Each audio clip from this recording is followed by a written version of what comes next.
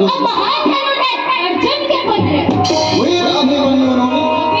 अभिमन्यु के पुत्र धर्मात्मा परीक्षित और धर्मात्मा परीक्षित के पुत्र गुरुजी राजा जन्मेजय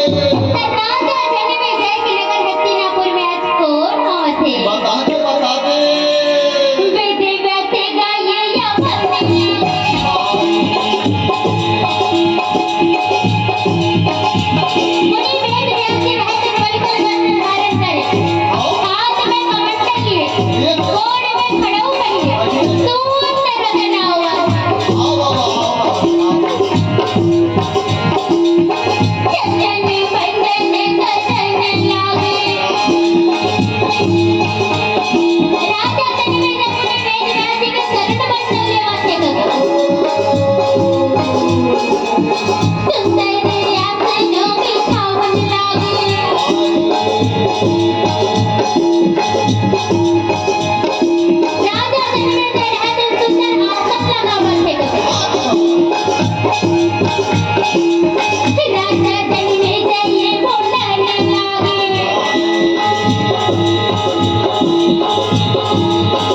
मोरे पुरखा के कथा कहे गाए गाए राजा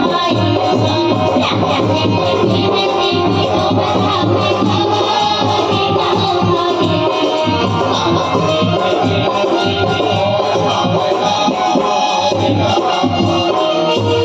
राजा जन्मेजय रहते मुनि वेद व्यास जी के सेवा सत्कार में कौन को मिलेगा है ना ऐसा सेवा करी तैसन सेवा करी तो राजा जन्मेजय रहते पर सेवा सत्कार ले मुनि वेद व्यास जी गदगद हो एकदम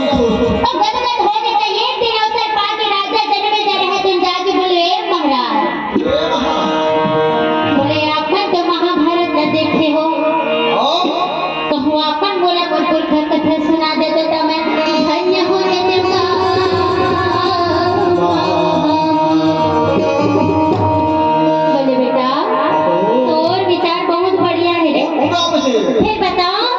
जबले में गणेश जी ने लिखवा तबले बदल छोड़ दो बेटा बोला क्या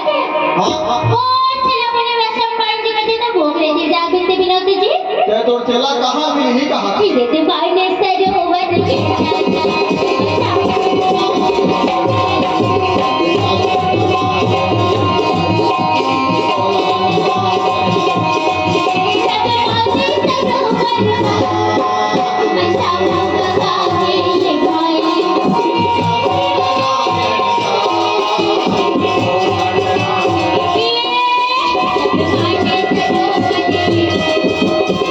Thank you.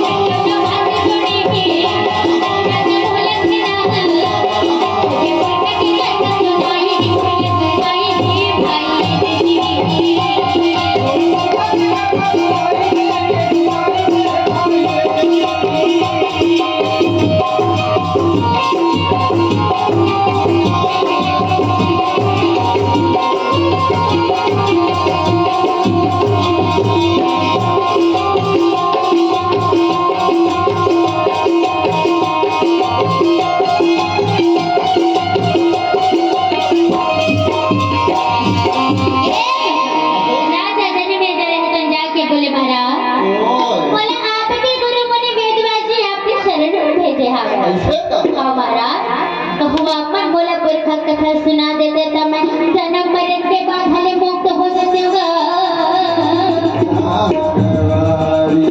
बोले बेटा